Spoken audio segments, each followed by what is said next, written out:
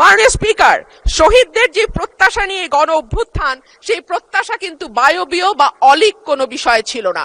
এখনো যদি আমরা দেয়ালে দেয়ালে তাকাই, আমরা দেখব তারা তাদের স্বপ্নের কথা দেয়ালে লিখে গেছে।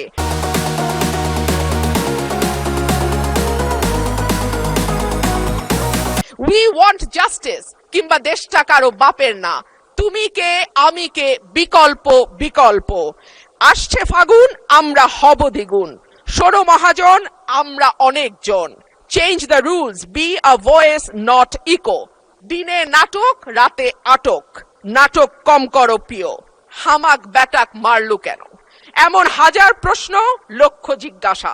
এই লড়াইটা কেবল একটা সরকার পরিবর্তনের লড়াই ছিল না মাননীয় স্পিকার। যেই কথাটি আমি বলেছি, একটা স্বপ্ন, একটা নতুন বাংলাদেশ, সকলকে নিয়ে সকলের বাংলাদেশ গঠন করবার একটা স্বপ্ন নিয়ে এই গণ অভ্যুত্থান হয়েছিল। মাননীয় স্পিকার, আমরা স্বপ্ন দেখেছিলাম ধর্ম, বর্ণ, জাতিগোষ্ঠী বা লৈঙ্গিক পরিচয়ের ভিত্তিতে কাউকে অপর বা আদার করে দেয়া হবে না। মাননীয় স্পিকার, আমি খুব বিনয়ের সাথে বলি, এই আন্দোলনের সম্মুখ সারিতে ছিলেন নারীরা। এক ঝাঁক নতুন প্রজন্মের তরুণ মুখ আমরা পেয়েছিলাম। সেই নারীরা 1 বছর পার না হতে হারিয়ে গেলেন কেন 7 জন নারী সাংসদের এই সংসদে, সেই প্রশ্নটা আমি আপনাদের কাছে রেখে যাচ্ছি। মিছিলের সামনের সারিতে নারীর প্রয়োজন হয়, পুলিশের টিয়ার শেল, লাঠিচার্জের সামনে নারী ঢাল হয়ে দাঁড়ায়।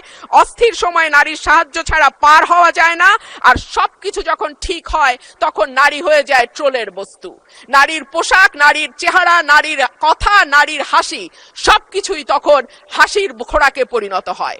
মাননীয় স্পিকার, আমি আপনার মাধ্যমে আজকের সংসদে আরেকটি কথা বলে যাই। 52% মানুষকে পেছনে ফেলে নতুন বাংলাদেশ রচনার কোনো চিন্তা যদি কেউ করে থাকে, সেটা কখনো সম্ভব না, কোনো দিন সম্ভব না।